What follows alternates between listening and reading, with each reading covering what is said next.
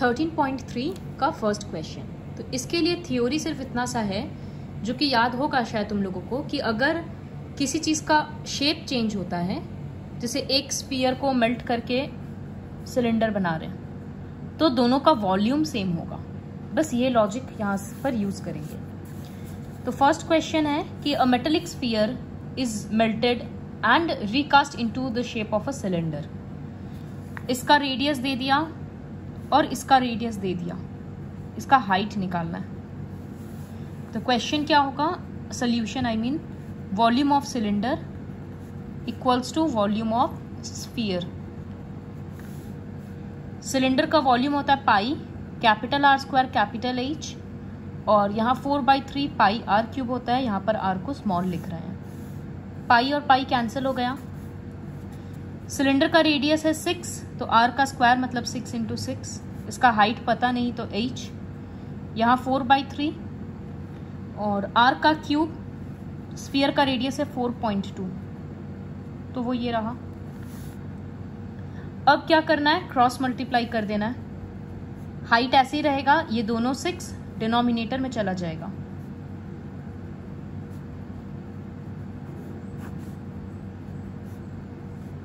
अब बस नंबर से कट करना है, जैसे ये 0.7, 0.7 और ये हो गया 1.4। 7 × 4 × 7 × 14 करना है और 3 प्लेस पे डेसिमल लाना है, वो रेडियस हाइट होगा। खुद से कैलकुलेट कर लेना। इसके बाद सेकंड क्वेश्चन, 3 स्फीयर को मेल्ट कर रहे हैं और उससे एक नया बड़ा स्फीयर बना रहे हैं। तो बड़ा वाला स्फीयर का रेडियस कितना होगा। इस तरह से 3 स्फीयर को ऐड करके एक बड़ा स्फीयर बन रहा है। तो तीनों का वॉल्यूम जितना होगा उतना ही वॉल्यूम इसका होगा। सो यहां लिखेंगे volume of first cylinder plus volume of second cylinder plus volume of third cylinder equals to volume of new cylinder. Sphere का वॉल्यूम 4/3 पाई, यहां आर के बदले हम डायरेक्टली रेडियस लिख दे रहे हैं 6 का क्यूब, फिर 4/3 पाई, सेकेंड का रेडियस है 8, तो 8 का क्यूब, 4/3 पाई, लास्ट रेडियस है 10 क्यूब, और यहां आर क्यूब छोड़ रहे हैं। तो तीनों से 4/3 पाई कॉमन आएगा। उसके बाद 6 का क्यूब बचेगा, इसका मतलब 216। यहां से 8 का क्यूब आता ब्रैकेट में, तो वो होगा 512। एक स्टेप हम जंप किए, और 10 का क्यूब यहां लिखना था, उसके बदले लिखेंगे 1000। दोनों तरफ से ये कट गया, दोनों तरफ से 1728 equals to r cube. Cube हटाने के लिए इसके ऊपर स्क्वायर रूट लगेगा, तो रेडियस आ जा रहा है 12 centimetre.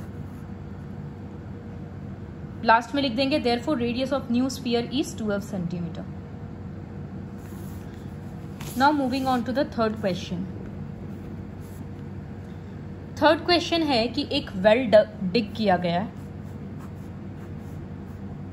And the earth taken out from it. Earth मतलब जो मट्टी अंदर से निकला है, उससे एक एम्बैंकमेंट बनाया गया है, सॉरी एक प्लेटफॉर्म बनाया गया है। प्लेटफॉर्म मतलब समझ लो यहाँ पर कौन सा शेप होगा, क्योंकि प्लेटफॉर्म का बोला 22 मीटर बाई 14 मीटर। इसका मतलब लेंथ और ब्रेथ दे दिया और हाइट निकालने बोला है। तो लेंथ ब्रेथ हाइट किसका होता है, क्यूबॉइड का। तो इसका मतलब इसके अंदर से जो सॉइल अर्थ निकला है उससे एक क्यूबॉइड बना है। क्यूबॉइड का हाइट कितना होगा। तो volume of cylinder equals to volume of cuboid. Cuboid के बदले हम लोग यूज करेंगे प्लेटफॉर्म। तो यहां लिखते हैं रेडियस, रेडियस होगा, डायमीटर 7 है तो वो होगा 7/2, और डेप्थ लिख देते हैं, depth of well equals to 20 metre. Now volume of earth dug out equals to volume of platform. तो volume of earth dug out मतलब पाई, आर के बदले 7/2 का स्क्वायर, हाइट के बदले 20, तो पाई आर स्क्वायर एच हो गया। और यहाँ पर होगा length into breadth into height. अब सिर्फ क्रॉस मल्टीप्लाई कर देना है। पाई के बदले 22/7, यहाँ 2 बार 7/2 और 20, ये 22 और 14 इस तरफ नीचे आ जाएगा। 22 कट गया, 7 कट गया, इस तरह से करके आंसर निकालना है। हाइट आएगा 5/2 मतलब 2.5 मीटर।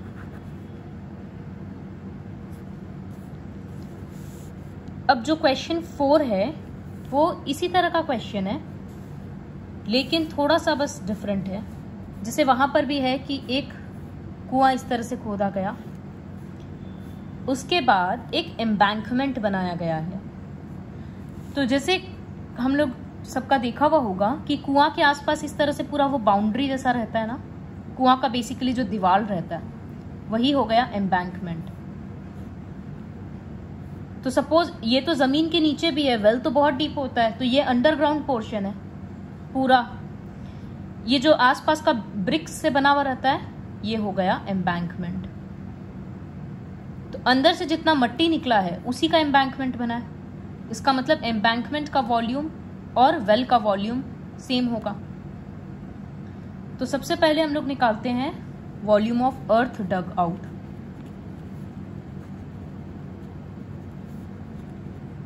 ओके, उसके पहले कुछ लिखना होगा गिवन पोर्शन। जैसे यहां पर इसका रेडियस दिया हुआ था, एक वेल है 3 मीटर का इन डायामीटर, तो रेडियस होगा 3/2। और ये जो एम्बैंकमेंट है ना, इसका विड्थ है 4 मीटर और वेल का डेप्थ है 14 मीटर। स्मॉल एच लिख रहे हैं 14 मीटर। तो यहां गिवन में लिखेंगे radius of well comma small r equals to 3/2, depth of well comma small h equals to 14 metre,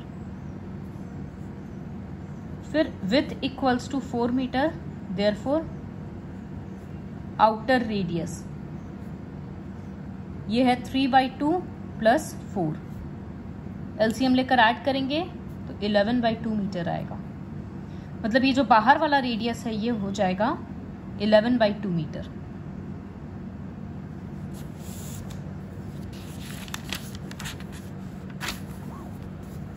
अब लिखेंगे यहां volume of earth dug out equals to volume of embankment. तो volume of earth dug out क्या होगा? Pi small r square small h. Embankment का क्या volume होगा? तो एम्बैंकमेंट भी एक्चुअली सिलिंड्रिकल शेप है, लेकिन ये पाइप के जैसा है, बीच से हॉलो हो जा रहा है क्योंकि यहाँ तो पानी के लिए है। तो सिर्फ अगर एम्बैंकमेंट ड्रॉ करेंगे तो वो इस शेप का हो जाएगा, एक सिलेंडर के अंदर दूसरा सिलेंडर। ये है पूरा एम्बैंकमेंट, ये ब्रिक से बना हुआ है। तो इसका मतलब वॉल्यूम ऑफ एम्बैंकमेंट में होगा pi capital are square h minus pi small r square h. यहां हाइट अलग अलग है, क्यों? क्योंकि वेल तो इतना डीप है लेकिन एम्बैंकमेंट का हाइट तो कम है ना, इसलिए दोनों का रेडियस को अलग अलग लिखना पड़ा। इसी वजह से ये मत सोचना कि पाई आर स्क्वायर को उधर भेज देंगे, क्योंकि स्मॉल आर क्योंकि एच अलग है। तो यहां पाई के बदले पाई ही रखेंगे क्योंकि दिख रहा है राइट साइड वाले से कटेगा वो। यहां जैसे पाई कॉमन लेंगे और एच कॉमन लेंगे तो बनेगा capital are square minus small r square. अब पाई और पाई कैंसिल हो गया। स्मॉल आर है 3/2, तो 3/2 इंटू 3/2 और वेल का हाइट है, डेप्थ है 14। ये हाइट तो निकालना है। कैपिटल रेडियस आया था 11/2 तो उसका स्क्वायर, और ये आया 3/2 का स्क्वायर। तो ये हो जा रहा 9 इंटू 7 63/2। यहां होगा 121/4 माइनस 9/4। सब्ट्रैक्ट करेंगे तो आएगा 112/4। अब क्रॉस मल्टीप्लाई हो जाएगा, 4 ऊपर जाएगा, 112 नीचे आएगा।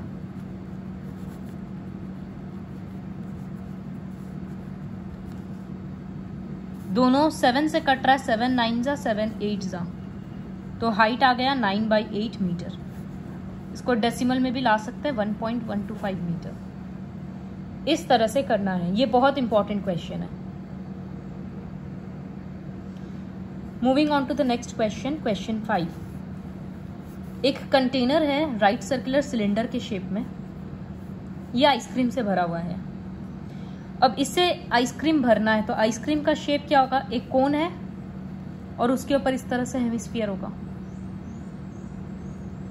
तो क्वेश्चन ये है कि कितना सारा आइसक्रीम इस तरह से बनाया जा सकता है। तो इसका वॉल्यूम निकालेंगे, इसका वॉल्यूम निकालेंगे और डिवाइड कर देंगे, उससे पता चल जाएगा कितना सारा फिल कर सकते हैं। तो जब ये फिगर ड्रॉ किए हैं तो यहाँ पर सारा गिवन पार्ट भी लिख सकते हैं। इसका रेडियस कैपिटल आर, तो डायमीटर 12 है, इसका मतलब रेडियस होगा 6 सेंटीमीटर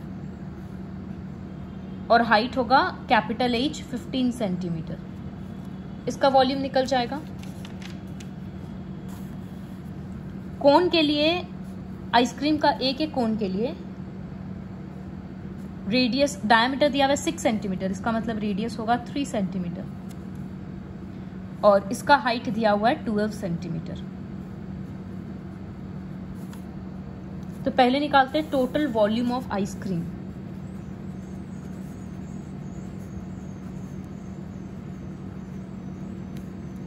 वो होगा pi capital R square capital H, pi R के बदले 6 स्क्वायर इंटू 15, यूनिट होगा सेंटीमीटर क्यूब। फिर यहां लिख रहे हैं volume of ice cream in 1 cone, तो वो होगा volume of cone plus volume of sphere, hemisphere, इन दोनों को ऐड करना है। तो वॉल्यूम ऑफ कोन होता है 1/3 pi small r square H और ये होगा 2π/3 पाई r क्यूब।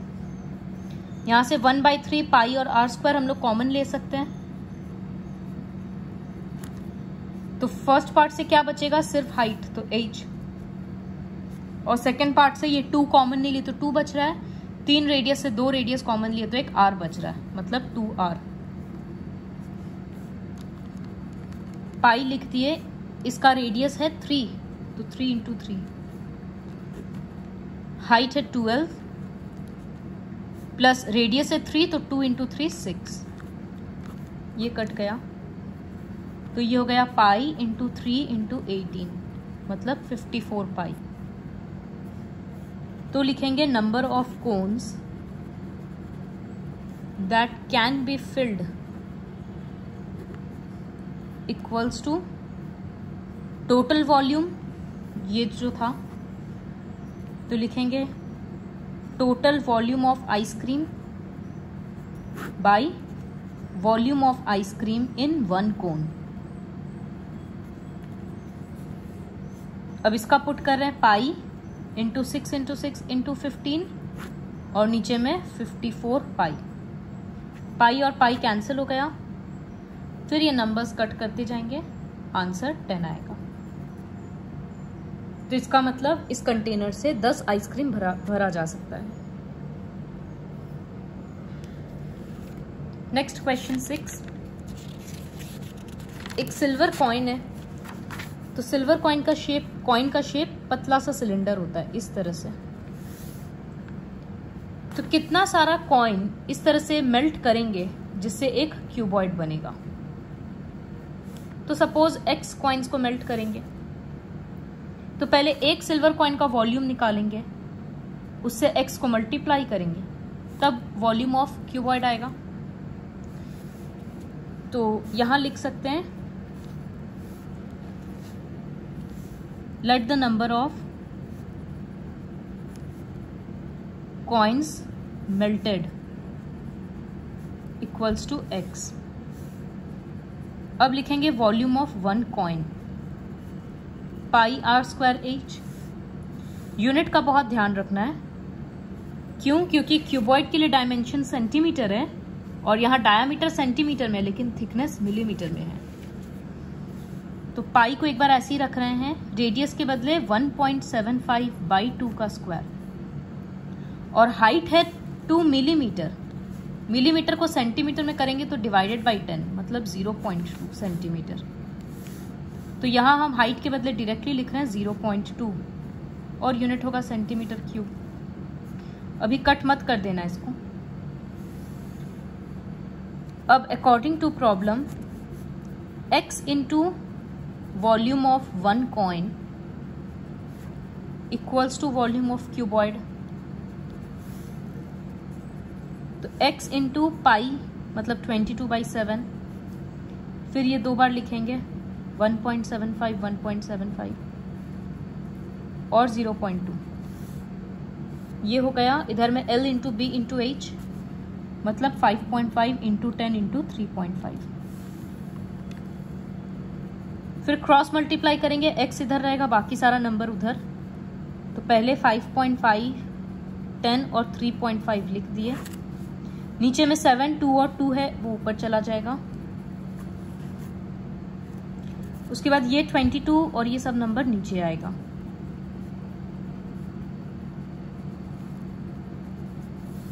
इतना बड़ा कैलकुलेशन कैसे सॉल्व करेंगे? पहले नीचे से सारा डेसिमल हटाएंगे। तो कितना प्लेसेस है? 1 2 3 4 5। तो सबका हटा के इस तरह से ऊपर में 5 zeros एक बार में लगाएंगे, और नीचे में क्या लगेगा? सिर्फ यहां और यहां 2 जगह है, तो 100। तो अब ये 55 और 22 बन गया, 11 से कट गया 5/2।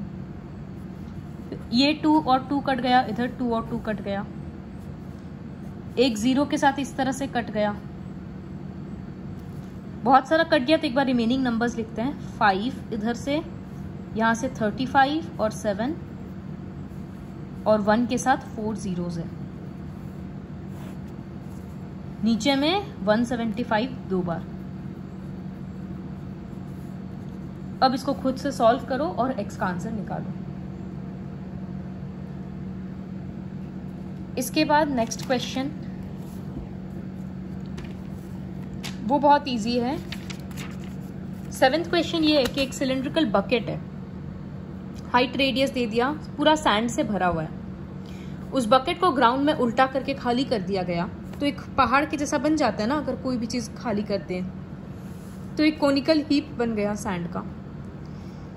कोन का हाइट दे दिया, उसका रेडियस और स्लैंट हाइट निकालना है। तो यहाँ 2 शेप क्या है? एक सिलेंडर है, एक कोन है। दोनों का वॉल्यूम इक्वल होगा। तो फिगर ड्रॉ कर देते ताकि गिवन पार्ट लिखना ना पड़े।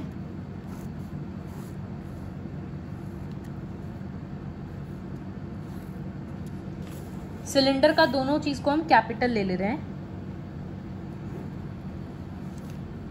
तो कैपिटल R है 18 सेंटीमीटर और कैपिटल H 32 सेंटीमीटर। यहां पर ये रहा स्मॉल r, स्मॉल l और स्मॉल h, जिसमें से सिर्फ स्मॉल h पता है 24। सबसे पहले दोनों का वॉल्यूम सेम रहेगा। So volume of bucket equals to volume of conical heap, या बेटर लिख सकते हैं volume of sand in bucket equals to volume of sand in conical heap. Bucket का volume pi capital R square capital H और यहाँ 1/3 pi small r square small h। Pi और pi cancel हो गया। इसका रेडियस है 18, 18 into 18 और height 32।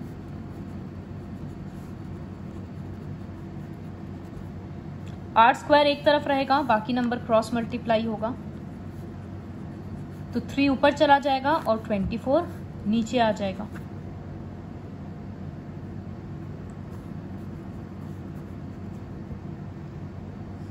तो R स्क्वायर आ रहा है सब कुछ मल्टीप्लाई करके 1296। इसका मतलब R होगा इसका स्क्वायर रूट, जो होगा 36 यूनिट सेंटीमीटर। तो रेडियस निकल गया।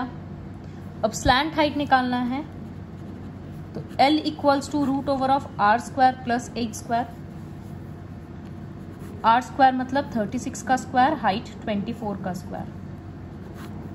36 का स्क्वायर 1296 और यहाँ 576। 1872 परफेक्ट स्क्वायर नहीं है, तो इस तरह से प्राइम फैक्टराइजेशन करते जाएंगे, जिसका पेयर बनेगा वो बाहर आ जाएगा और 13 एक नंबर बचेगा जिसका पेयर नहीं बनेगा, तो वो रूट के अंदर रहेगा। तो आंसर आएगा 12√13 सेंटीमीटर। ये स्लैंट हाइट रहेगा।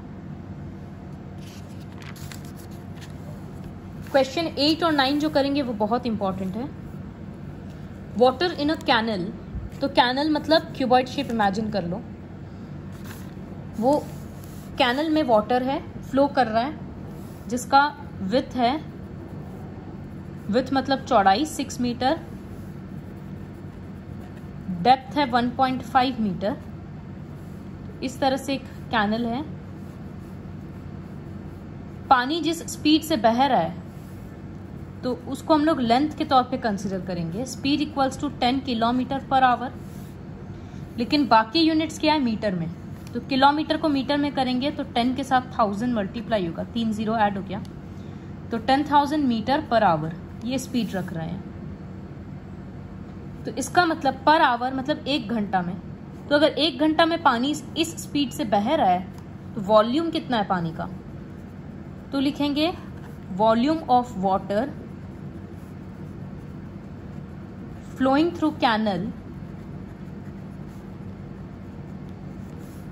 इन 1 आवर। 1 आवर का मतलब क्या होता है 60 मिनट्स।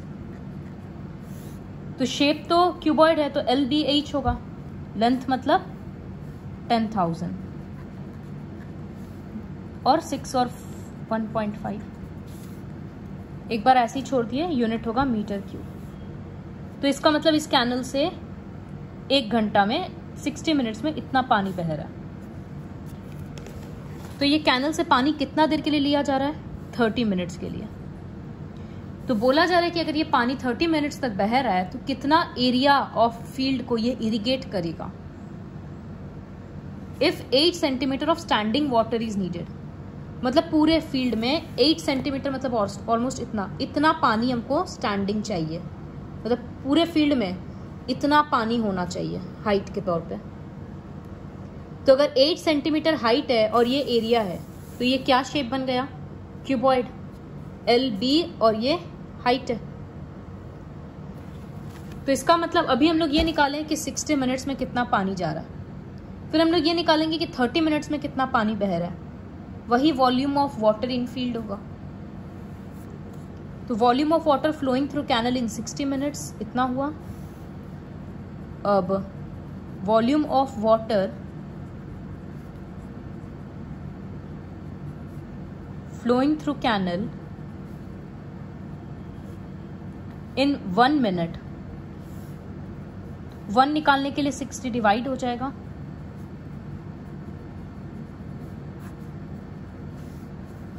जीरो जीरो कट गया और 6 से कट गया। इसका एक डेसिमल के लिए 10 था तो वो ऐसे हट गया, मतलब 1500 मीटर क्यूब पानी 1 मिनट में बह रहा है। तो वॉल्यूम ऑफ वाटर, पूरा सेंटेंस लिखना, फ्लोइंग थ्रू कैनल इन 30 मिनट्स, वो होगा 1500 इंटू 30, 45,000 मीटर क्यूब।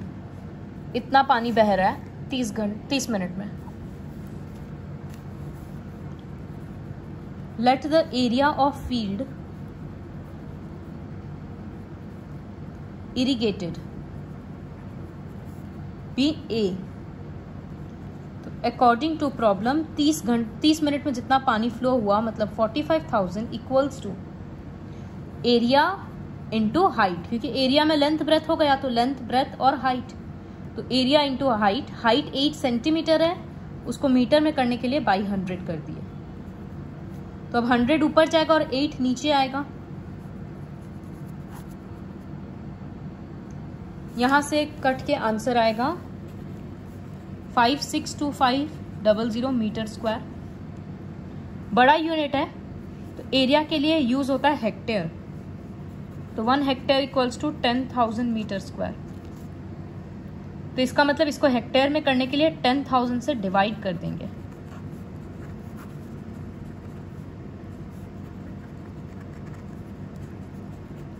दो जीरो बच गया तो 2 प्लेस पे डेसिमल आएगा, 56.25 हेक्टेयर। इतना एरिया इरिगेट हुआ है। ये बहुत इंपॉर्टेंट क्वेश्चन है। अब क्वेश्चन 9 करेंगे। एक फार्मर एक पाइप को कनेक्ट कर रहा है। पाइप का डायमीटर है 20 सेंटीमीटर। Just a minute.